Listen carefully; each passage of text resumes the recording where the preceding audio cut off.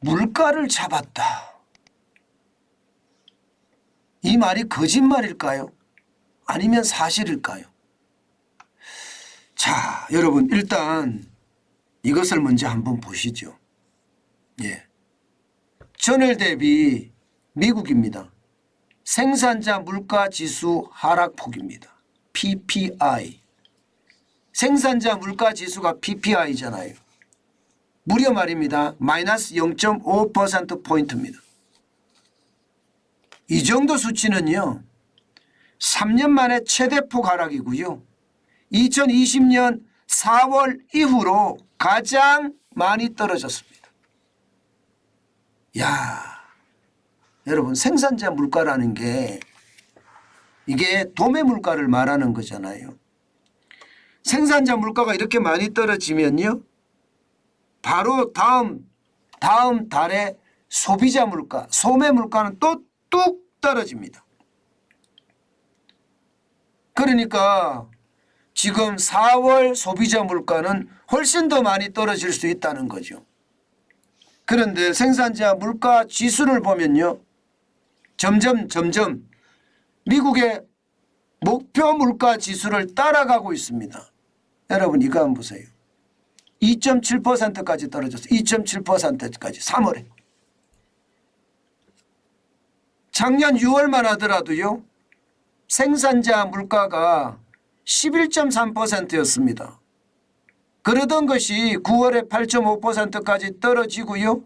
올 1월에는 6%까지 떨어지더니 2월에는 4.6%, 3월에는 3%까지 떨어졌습니다. 시장이 이렇게 되니까요. 시장 전체적으로는 야 이제 물가가 제대로 자리를 잡아가는 것은 아닌가 이런 해석을 굉장히 많이 내놓습니다. 이렇게 되니까 말입니다. 연준에 지금 소비자 물가 불안도 좀 가라앉는다 이렇게 이야기할 수가 있을 것 같아요. 지금 3월에 소비자 물가가 5%였잖아요. 지난 6월에 9.1%에 비하면 4.1%포인트가 떨어진 수치예요. 그런데 도매 물가가 3월에 2.7이 되면 지금 4월에 소비자 물가는 어떻게 될까요? 더 떨어진다는 이야기예요. 더 떨어진다는 이야기. 어쩌면 말입니다. 미국은요. 이제 소비자 물가를 잡았다. 물가가 워낙 올라가는 걸 잡았다. 이렇게 얘기하고 있는지도 모르겠습니다. 예. 그러다 보니까 말입니다. 금리에 대한 것도 이게 느슨해지는 거예요. 당장 5월 3일 날 미국의 기준금리를 안 올릴 거다. 동결할 거다.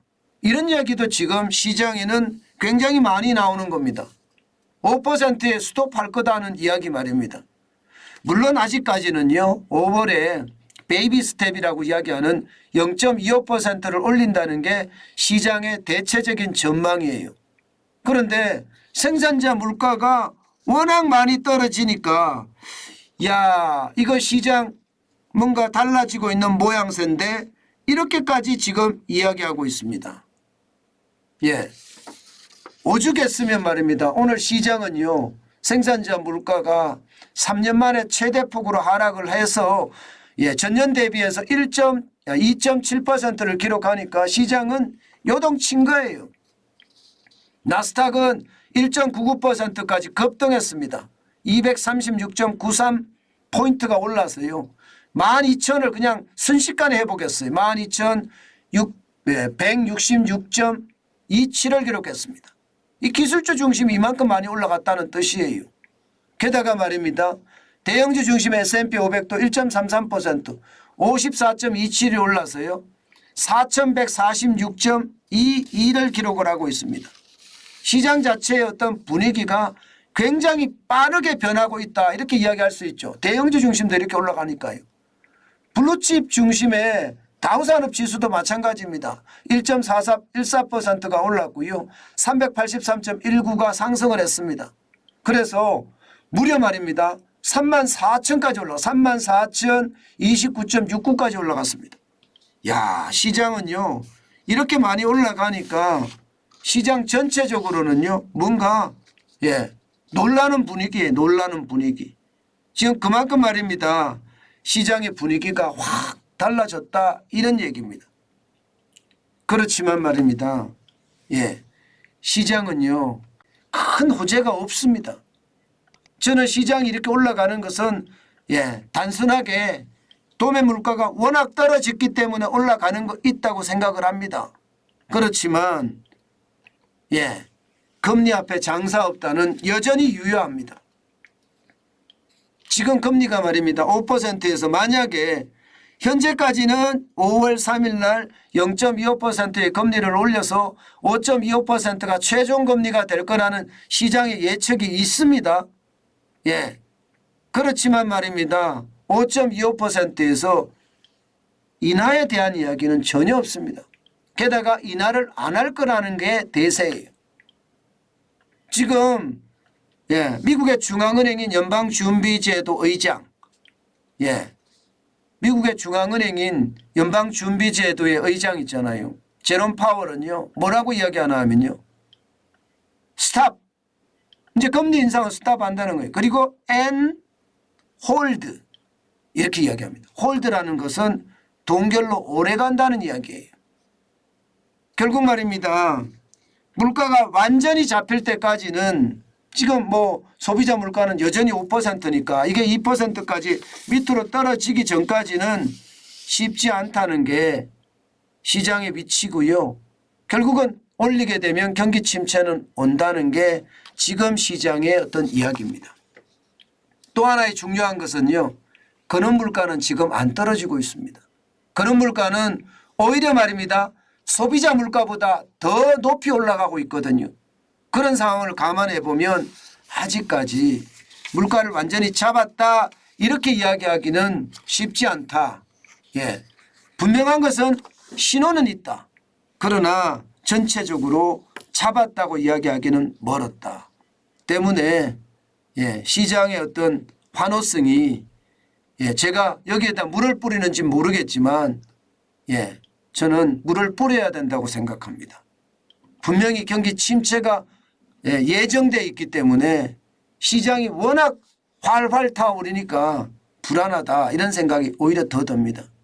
오늘 우리 시장도 말입니다. 이렇게 되면 활활 타오를 겁니다. 이게 미국 시장이 오르면 우리 시장도 오르고 예, 미국 시장이 내리면 우리 시장도 내리는 커플링 현상이 굉장히 심하게 요즘은 나타나거든요. 그런 상황을 감안해 보면요. 예, 당연히 오늘 우리 시장도 변동폭이 장난 아니겠구나.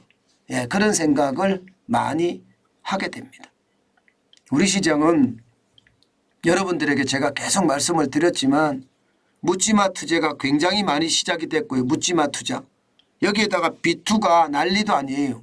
외국인까지도 몰려왔습니다. 게다가 미국 시장에 어떤 호재까지 있었습니다. 이러면 우리 시장은 예, 오늘 뭐 호재가 있는다고 하더라도요.